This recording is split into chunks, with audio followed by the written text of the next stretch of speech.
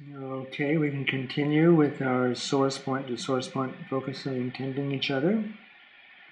And for the second half hour here, I'll be making some commentary, and maybe by then we should have a chance for you all to ask some questions, share your thoughts and reflections. 2 months ago in the Energy Circle, I started with the documentary The Horse Boy, which is about an autistic boy in Texas taken by his parents to Mongolia, where he meets with a number of shamans, and particularly with the last shaman, with the reindeer people, had a real major impact, at least in terms of my reading of his energy. And then last month we did Buck, the documentary of a Montana cowboy here in the United States who's a horse whisperer, but also fits my definition energetically as a shaman as well. So we had in the first documentary, in the horse boy, traditional shamans in Mongolia, and then an example in the second documentary, Buck, with a contemporary shaman, although he never calls himself a shaman, but he definitely is doing shamanic things as a horse whisperer. And today we sent out ahead of time 4 different links to 4 different video clips about other contemporary shamans. And the thing that is important about this to be showing is that I stepped into this whole thing a number of years ago about learning about energetic structures and being able to read energies. And then I started focusing at some point on reading the energies of a number of Native American medicine people that I know here in the Southwest of different cultures. And I started to find some patterns. And that continued on till I eventually came up with a definition energetically of someone as a shaman, regardless of what activity they're doing, regardless whether they call themselves a shaman or not. And so once I've come up with that criteria of one definition of an energetic definition of a shaman, then I started looking at the world, well, who else in the world are shamans? Now, what I have found is a number of contemporary people who have been on shamanic paths, who put themselves out into the world as shamans, or belong to shamanic organizations or shamanic training contexts.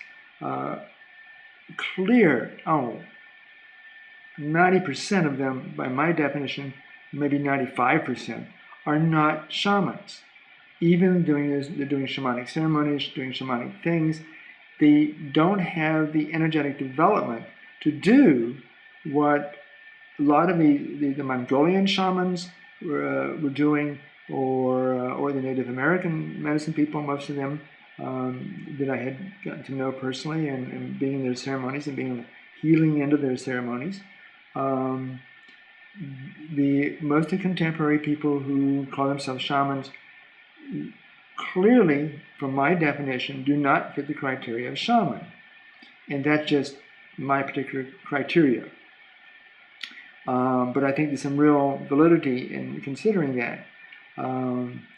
And one of the things that's really different with traditional cultures, traditional shamans, and contemporary shamans is that in contemporary societies, shamans had real specific roles, and traditional shamanic societies usually have less division of labor, less specialization, less of a mechanical technology. I'm not calling these cultures primitive by any means, not by any means at all. There's some of those shamans can do things that are just amazing. But as we go into a contemporary society with extensive division of labor, extensive specialization, extensive mechanical technologies, we have a different culture. In traditional societies, often what women did and what men did were pretty much very similar in terms of what women did, and what men did very similar. There's much more homogeneity. There's much more of similarity amongst the sexes, whereas we get into contemporary society today, there's a lot of gender, male and female. It doesn't make a whole lot of difference in terms of what job you might do in the world, what you might do in the world. And of course, there's some differences. But the point is that contemporary society has a much wider array of roles, generally, in the modern, quote, modern world, than traditional shamanic societies. And so a traditional shaman in contemporary society would not, one might be more inclined as one to step into more specific type of roles. And so that's why I gave these 4 links to these 4 different video clips. One is Bruce Lee, the martial artist actor, died 10, 15 years ago. Another is a teen physicist. Another is Rachmaninoff, the composer and pianist of the early 20th century. And then Catherine McCormick, who is an actress, and she had this great soliloquy in the movie Dangerous Beauty that every time I watch it I cry. It's an incredible film, especially since my focus a great deal is on sexuality and shamanism. There is just a great film about sexuality in medieval Venice during the Inquisition times, and the role of a courtesan in that particular society at that time. Anyway, I was so moved by her performance that several months ago I started to ask the question, well, what are her energies like? And lo and behold, she fits my criteria, as well as these 3 other people fit my criteria, energetic criteria of a shaman. Though their roles do not look like what a traditional shaman might do, which often is much more of a healer. And not to say that these people can't be healers too, because music is profound and performing arts moves us and inspires us, as in the case with the actresses and actors. But I wanted to go into this a little bit, looking at these 4 contemporary people who are not in traditional societies, but still fit my criteria of a shaman. Bruce Lee, a teen physicist, he was only 17 years old when I saw that clip a few weeks ago, just a few days before I actually sent out the email announcing what videos to look at. And then Rachmaninoff and this Catherine McCormick. Now, my basic criteria for someone to be a shaman is 1, they have to have the double developed. One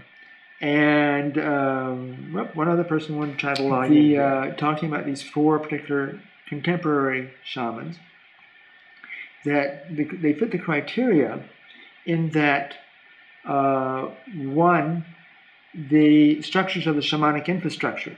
Remember, the shamanic infrastructure is a set of structures that enable us to function through other dimensions.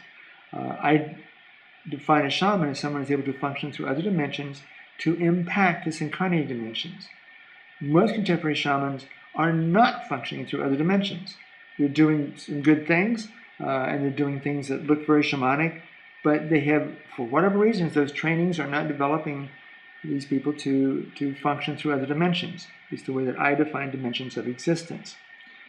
So first of all, the shamanic infrastructure are the set of 20 structures that enable one to function through other dimensions. To be a shaman, one has to extensively develop the first 4: perception, intensification of energies, merging, and transformation. Those are the 4 primary structures. Someone has on your if you can mute your mic, because you can hear you making sounds and it's overriding my voice perhaps. Anyway, those 4 structures: perception, intensification of energies, merging, and transformation. Those 4 structures have to be extensively functioning before one would be considered a shaman by my criteria. Secondly, people have to be able to process the energy and wisdom that we get from the 2nd, 3rd, and 4th dimensions, to utilize it in this incarnated dimension that we're in. Thirdly, one has to have the double, which what I call the double, and that's sort of like the autopilot for the shamanic infrastructure so that it's running 24/7 and functioning 24/7 without us having to consciously intend. So when a person has those three criteria, technically they are what I would call a shaman, traditional or contemporary. The way I sort of sum this up is that a person who functions through the first four dimensions of existence generally is a shaman, though not everyone.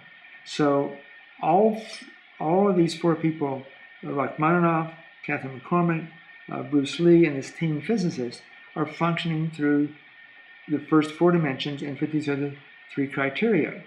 But there's some other things that are interesting to compare them with traditional shamans. Only one of them has developed a source point, and that's the team physicist. Maybe I ought to back up and say the team physicist. I make a distinction between the four-dimension shaman and the 20-dimension shaman. In my understanding, there are 20 dimensions of existence. The more dimensions we're able to function in, the more transformation we're able to facilitate in ourselves and others. But we have to be able to function in these other dimensions. That team physicist is almost ready to function through the first 20 dimensions. So he is really sort of just barely in this category of the shamans I wanted to talk about today. But he is functioning only through the first four dimensions at this point in time. He's the only one who's developed a source point, which is the interdimensional intent catalyst, which is what we focus on from the very get-go in this particular path of the sexual shaman training. And another factor that all of them have, which is very common to traditional shamans, that is they have developed certain perception catalysts. The one in the navel to feel, the one in the third eye area in the center of the head to hear, to see, to feel in the navel, to see in the third eye, and the one about 6 or 8 inches above the top of the head to hear. All four of those people have developed that, and while that's not a criteria necessarily for me to call a person a shaman, if you do not perceive energies, you're not going to be able to do anything with them. And these structures are able to facilitate a person to perceive energies in other dimensions and through other dimensions. Whereas our eyes and ears and nose and the physical body pretty much we're just limited to perceiving in this incarnated dimension. But if we want to function in other dimensions and do anything in other dimensions, we really have to perceive them to some extent, what's going on. Now, we may not see them with our eye or be conscious in our or cognitive in our everyday mind what's going on, but our being perceives and therefore has a sense of knowing of what is happening. So all four of these people have developed those perception catalysts. However, traditional shamans usually do merging energetically with people, particularly with what I call the light body fibers of the light body beam. I'm changing the name to. The light body beams extend out from a person's navel area to other people, and they literally merge with another person. In a sense, we're inside each other. We become one energetic system. And that's very important to do transformation. Well, as far as Bruce Lee, he is able to merge with the light body, which is very common in martial arts.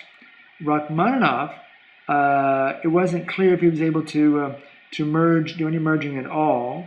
But then again, I never had a live video of him. All I had was photographs. And sometimes when I see people in videos, I get to see their action, especially when they're performing or doing whatever they're doing. Catherine McCormick is able to do the physical body radiating, which is very common to actors and actresses on the stage.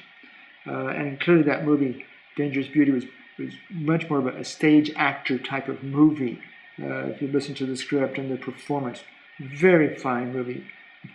I don't know, 20 years old now, 15 years old, great movie, I recommend it.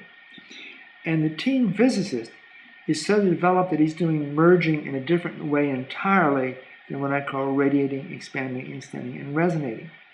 So the these people also do some sort of merging, but I'm not really clear about Rachmaninoff because, like I said, all we had were photographs of him. Although we had him playing the piano, which is incredible. I tried to play piano, and I just would weep whenever I hear Rachmaninoff playing what he did. So those are some of the similarities and some of the differences. But one thing that stands out with the teen physicist, because I said he's pretty much going to be in that category of 20-dimension shaman pretty soon, it looks like. I found generally the 20-dimension shamans sort of fit into three categories. Some traditional shamans, a few of the highly developed Tibetan lamas, and some of the extraordinary cutting-edge scientists, such as Tesla and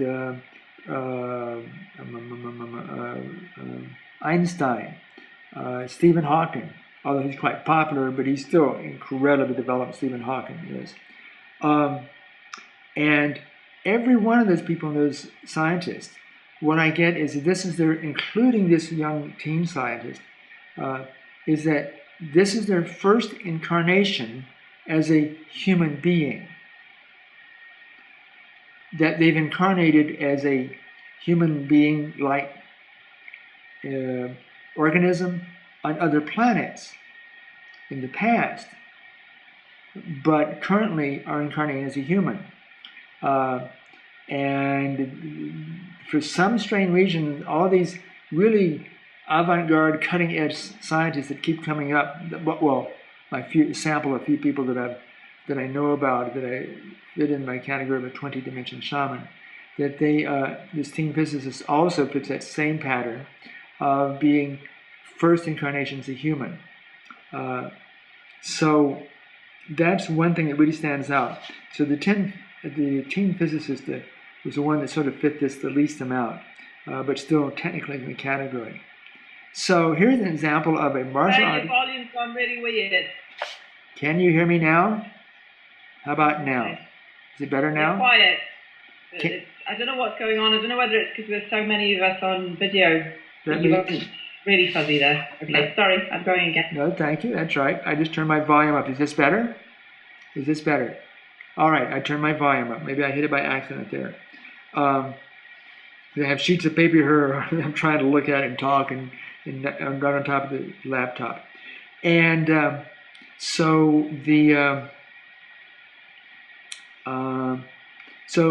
Bruce Lee is a martial artist, a teen physicist.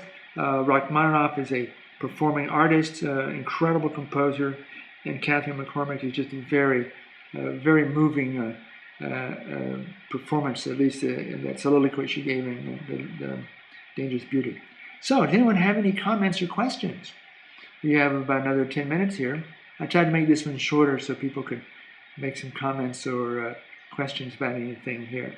Remember, you have to turn your mic or anything. I would like to ask a question, Ray. I know a comment, I guess, for me is in watching those video clips, in particular, Bruce Lee, just astounded at his capabilities and as a martial artist.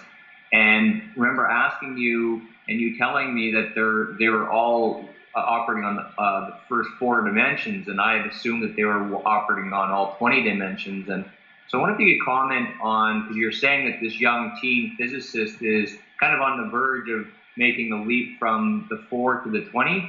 Sort of what sort of things are really important to focus on in order to make that leap? And I know myself, I was wondering, well, does it go 4, then 5, 6, 7? You said no, you're either in the first 4 or you go to the all 20. So maybe you could comment on that. Right. Here's how I've observed it. We can function in the first dimension only, which I call the incarnated dimension. My perspective, dimension, of course, is very different than some people talk about dimension. Talk about dimension of existence. And what differentiates one dimension to another is the frequency. And each first to the 20th, as you get towards the 20th, it is a faster frequency. All right. So I've observed that most people are at the first dimension only in terms of functioning. Then the first and the second, first, second, and third, first, second, third, and fourth, and then all 20. That's because the 5th through the 20th dimensions are the same general category of what I call intentionality. And these are where all the frequencies originate.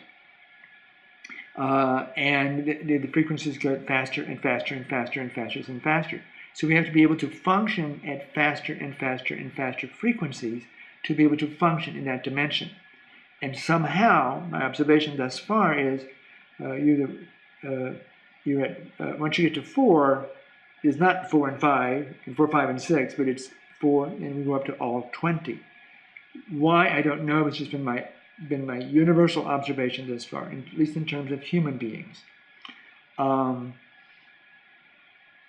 The couple of things are involved in that. One is the physical body has to be prepared to handle literally vibrating at faster and faster and faster frequencies.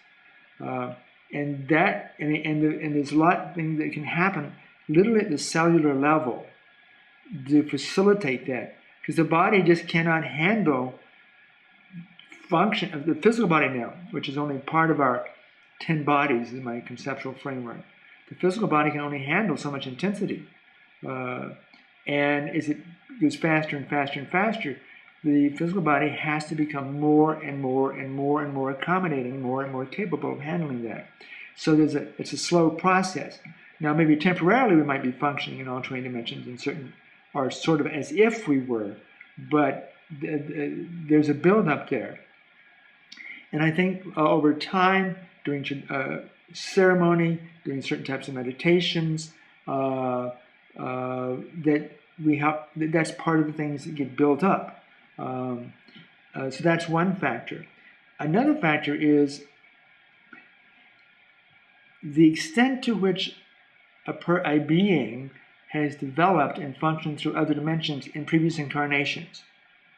This young teen, 17-year-old, he in past, when I read his energies in his past lives, he has functioned. His shamanic infrastructures, the first 19 have been extensively developed in previous incarnations, at least one previous incarnation. In the 20th, a fair amount, but not quite extensive also. Eventually you get to the point where it's 100%, but that's only after you've done all 20, get more and more and more, and they all click in together, so to speak, at functioning at 100% functionality. And so these other 4 people, 3 people, Bruce Lee, Catherine McCormick, and Rachmaninoff, when I read about them, all 3 of those had the highest dimension that functioned in previous incarnation was the 4th dimension, and the either the 4th up to the 6th structure, the shamanic infrastructure, had been extensively developed. The teen is different. He came in this incarnation with that structure from the shamanic infrastructure, having already that, in a sense, the structure there. What we have to do in each incarnation is reawaken, redevelop.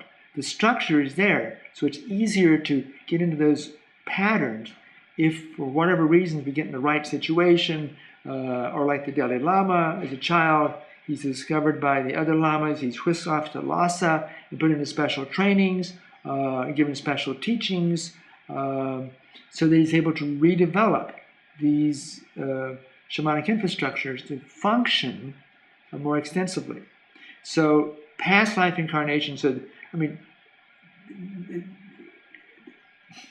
a significant factor is how developed have we been in previous incarnations.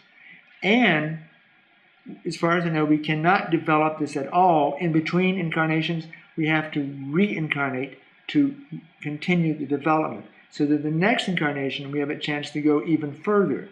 We come in at a higher level, although it still has to be woken up in every incarnation by hook or crook or whatever.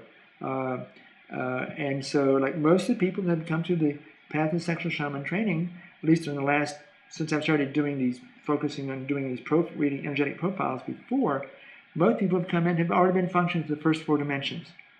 And a lot of the the training is about my facilitating a person reawakening to what you have already done in previous incarnations. You can go beyond that, but it's sort of like, it's a lot of that. And so people that are drawn to this usually have already been quite developed. And people that haven't been developed before don't seem to be drawn to this training. That's been my observation thus far. So those are some of the factors. And then, of course, you're going to be going down to see the Tibetan Lama, whom I used to visit because he functions through all 20 dimensions. If you can be in the environment of another 20-dimension functioning person, merge with them, be in ceremony with them, do meditation with them, you're going to be learning about how they do what they do. And what we're doing here, in a sense, in our monthly energy circles is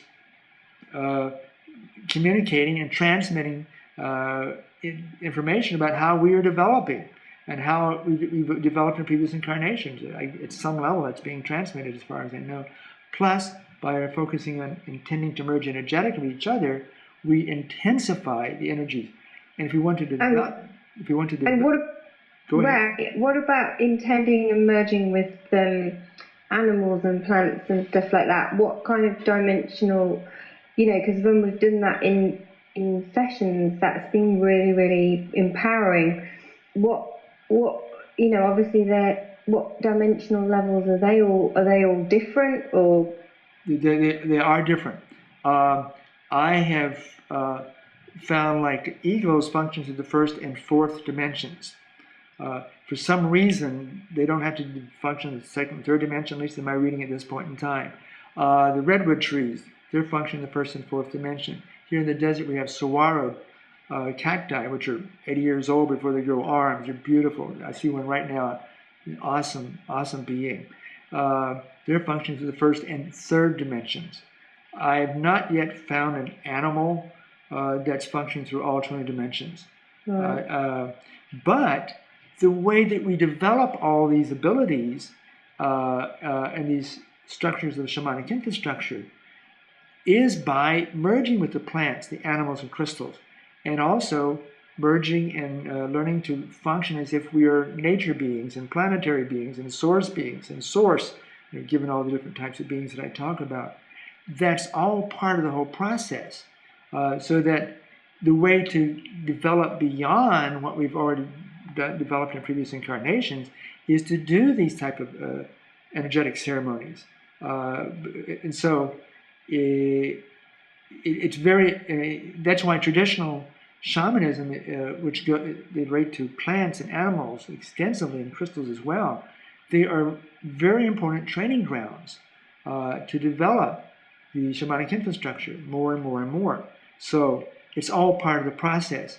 And if you can be alive or around a live person who's functioning in all 20 dimensions and sitting at the master's feet, so to speak, and merging with them, that is another way, a particularly valuable way if you want to function through more than 20 dimensions, more than 4 dimensions. And the shaman cards. That's really about learning how to function in all 20 dimensions. It's about a year ago when I started to begin to function in all 20 dimensions, and a few months ago with my dowsing, I asked, what did I do to do this? What were the things that I was participating in? And 2 things came up. One was being with the Tibetan Lama, Jajozha Rinpoche. I would go to see him about every 3 months. It's about 2 hours north of here, be in his empowerments, just listen to him, merge with him. I didn't care what he was saying. I'm in love when I'm with him around him anyway, so I didn't care what he said. And I was interested in what he said. And just by merging with him and going back over several years, about every 3 months, is a way for me to learn how a 20-dimension human being functions. The second thing that I did were the shaman cards. Of course, I lived with them for 13 years before I finally got them out there in the world. And so those are the 2 main things that facilitated my development to start to function through all 20 dimensions. So did I answer your question there about how to, about going from the 4th to 20th dimension? Ray, I have a question about you. You mentioned an observation about a lot of the scientists, like Tesla and Einstein and this kid, this being their first incarnation as a human on Earth. Yes. And so I'm curious of I'm curious if they're already functioning through 20 dimensions. I guess one thing I'm curious of is why would they want to incarnate on Earth? And second, do they come back again after that? I wonder if you, I was curious if you've ever followed if there's been another incarnation of Tesla or something. Yeah. Because it's just really interesting to me as I saw the video of the kid. I feel like he's really supported by his parents and stuff, and I'm like, awesome, I'm so happy for that. But then, I know stories of Tesla where like his lab would come and get destroyed and stuff, and he was going against all odds to really bring out his inventions, and so it's like, yeah, it'd be interesting to. Those were some questions that came up for me. I don't know if there's been reincarnations of these people, although most of us. I mean, if my reading and my dowsing is correct, which I have no idea, so I don't put a whole lot of weight into it, although I find it very interesting. Most of us have been incarnated on other planets before. See, what we're a human being on this organism. I call this organism on this planet a human being because basically we're 10-bodied beings. Plants generally are 3-bodied beings. Animals generally are 4-bodied beings. Crystals generally are 5-bodied beings. And then we have 10-bodied beings. If there's an organism that develops on a planet that can handle a being merging with it to then function through, the being exists quite separate from the organism, although we merge with it for a lifetime in an incarnation. This is how I understand it. And so most of us have been 10-bodied beings on organisms on some other planets before incarnating on this Earth. What I've gotten a number of times, I have no idea if this is true or not, that there have been 5 planets had organisms capable of having 10-bodied beings incarnate in them. 3 of them are no longer have 10-bodied beings existing. One other one does, and then we have on Earth a 10-bodied beings organism existing. So I have no idea. I don't believe or disbelieve in UFOs. I have no idea. I'm not into UFOs. But when I read the energies, I say, this is the first time they've been a human being. I discovered that quite by accident. Because there was an artist who was taking the training. And I said, this is the first time you've been on the planet. You're a newbie. And we kept looking at that. And so see, artists and scientists can get to be very sort of uniquely different because they're so good at, or they stay in the underground arts, or the scientists are so incredible that their eccentricities are overlooked and given special dispensation to be valued, is what they often invent. So, yeah, I don't know if Tesla's reincarnated or Einstein. I don't know if I could even detect that. Although I have been with the previous... Something new for you to play with.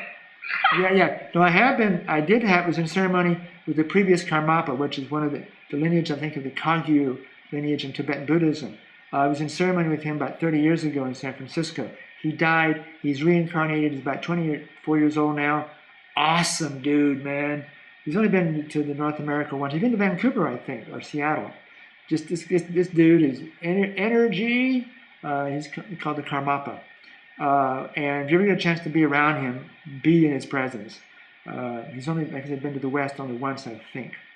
And he's 24 years old, or 26 years old maybe now. And when I read the energy, I read that, yes, this is a reincarnation of the person I was with 30 years ago. Because I was in ceremony with him, and put his hands on my head and all that. So I had a more direct contact rather than just watching it on video or just a photograph. So, okay, we're going to complete here pretty soon. Any final questions or comments before we complete today? I have one more question. What would you say is the power of merging with somebody via watching a video of them as comparison to being in person with them? I don't know if you, well, here's how it works for me, it seems, is it's sort of like a person has like an energetic thumbprint that is unique to that particular person. And so when I look at videos of a person, if they're alive, I get a sense of what they are energetically, then I just sort of like intend to be one with them, wherever they are now. And so I get a reading of them while they're alive. And that's, I think it's a little bit trickier when they are now deceased. But when they're alive, I'm not merging with them in the video. I get a read of their unique vibrational frequency code, so to speak, and just find that in the universe by intending it and vibrating that frequency, and I become one with them, and that's how I'm able to read their energies. This is how I understand it at this point in time. I can feel things happening energetically when I see movies and see people doing things that are pretty powerful energetically in video, but we don't merge with the monitor that you're looking at, because that's electricity. I recommend not merging with human-made products with electricity in them. So, right. Yes, Can I just ask you one thing? Yes. You were saying that some of them didn't have their source points developed. That's right, because So, yeah, could you just explain that a little bit? Yeah, because unfortunately, when here in the last two sessions, where what I begin to find is that the source point development is basically a 20-dimension shaman structural development. Most first 4-dimension shamans I found have not developed the source point. What do I teach? The very first thing in this training style is source point, so that I didn't realize this till I saw the Horseboy documentary and found a functioning 20-dimension shaman in the reindeer culture, the shaman there. And I said, my goodness. So I was teaching people to develop structures at the very beginning that facilitates moving towards functions with 20 dimensions from the very get-go. And so it blew me away, because I'm wondering, why am I not finding people with 20 dimensions with having developed a source point? That's the primary thing I teach. If I had one central thing out of the path of sexual shaman training, and there I found it was the 20-dimension shamans who developed that. So that's just, I was really amazed and very excited when I discovered that. So I felt, I'm not really weird. I'm just teaching an advanced training that I didn't realize. I had no idea that was the case until this past summer. Okay, folks, so we need to complete here. We don't want to get too much intensity here. We've been going about an hour and 10 minutes. So let's just do a final source point to source point emphasis with each other for about a minute here. Intend to be one with each other, vibrate at the same frequency and intensity as each other from the source point. Bye, Ray. Have a wonderful night, people. Bye-bye. Oh, love you too.